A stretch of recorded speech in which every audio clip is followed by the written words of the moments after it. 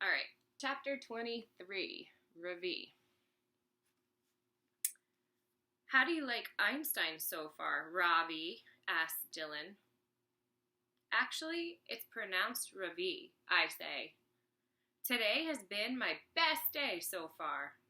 I've been looking forward to eating lunch with you since day one. Did you hear that, Dink? He's been looking forward to eating lunch with me since day one. Isn't that nice? If you say so, says Tom Dinkins. Is that your lunch? Asked Dylan, pointing to the raita on my tray. I nod. There's vegetable curry, too, I say. Let me guess. Did your mother make it? I nod again. Amma is a very good cook, I say proudly. Would you like to taste the curry? Dylan smiles at me and winks. You first, he says, handing me his spoon. Have you ever tasted chili before? In India, we call it rajma, I tell him, and it's served with rice. Yeah, well, this is American chili, says Dylan, pushing his tray towards me. Don't be shy. Take a nice big bite. I dip the spoon in the chili and put it in my mouth. It tastes horrible. It's oily and sour, and there's something strange and sandy about the texture. Dylan is watching me closely. Something about his eyes looks different. They're glowing. What's the matter? Don't you like the chili, Ravi? He asks. I shake my head. It doesn't taste like rajma, I say, unable to swallow the horrible substance. Must be all the hamburger meat they put in it, he says, slapping me on the back. I cough and spit the chili out on the table.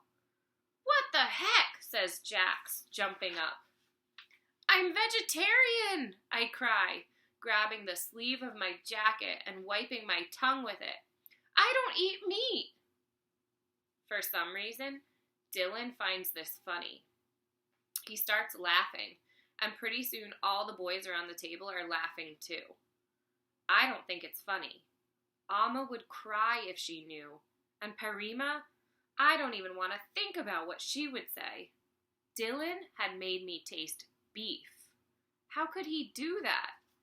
Didn't he know from my surname that I am Hindu and eating beef is a sin? My head is swimming. You should see your face right now, says Dylan. It's hilarious. Almost as funny as it was right before I winged you with that ball. Dylan screws up his face, squinting as he imitates the way I must have looked trying to play baseball without my glasses on. I don't understand what's happening. Why is he being so mean? Pramod and I kidded with each other all the time, but never like this. Dylan starts rubbing his nose and imitating the way I speak. What you are about to witness is pure magic, a secret handed down from the ancient times, he says, exaggerating my accent. Is this how American friends treat one another? I don't know what to do. If I get up and leave, Dylan will think I'm a coward who can't take a joke. I decide it's best to sit quietly and wait for it to be over. I look at the lump of half-eaten chili sitting on the table.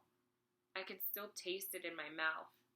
Maybe the buttermilk and Amma's curry will help to wash it away. I use my cloth napkin to wipe up the chili. I'll be sure to throw it away after lunch so Amma won't find any evidence of the chili.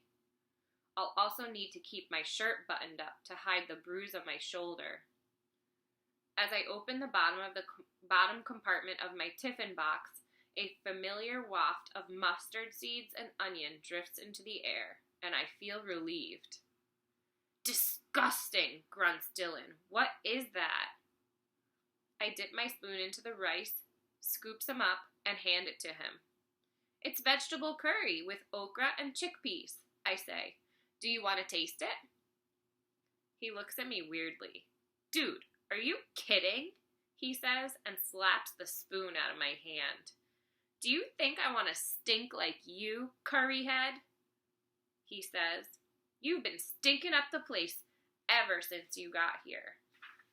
I have to hold my nose whenever you walk by. We all do, right? Tom Dinkins laughs. You got that right, Dill, he says, waving his hand in front of his nose. I can't believe my ears. Is this really what Dylan thinks of me? What they all think? That I smell? How is that even possible when I take 2 showers a day, sometimes 3?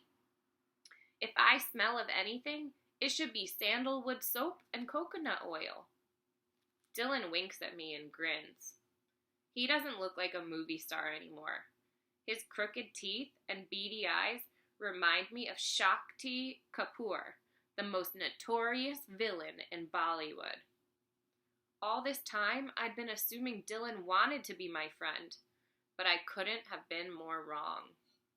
I bet his mother stinks of curry too, shouts Dylan over the laughter. Everybody in that neighborhood does. My face burns and my legs are shaking like they are having a fit. I want to 1. Punch Dylan Samreen in the nose, 2. Insult his mother, and 3. Tell him he looks like Shakti Kapoor. But here's what I do instead. 1. Push up my glasses and rub my nose. 2. Pick up my things. 3. Run away as fast as I can. Dylan doesn't bother to follow me. I can hear him laughing his head off and slapping his sides. Come back, Curryhead, he shouts. But I run. I just run like I am running for my life. Okay, that's the end of the chapter. I do want to pause here, though, and just mention that what Dylan is calling Ravi is a really seriously insulting, kind of almost racist term that he's using to insult someone who is Indian. And so every time that he's calling him that name, it's almost like calling him, a really bad word, like a slur. All right, hold for the next chapter.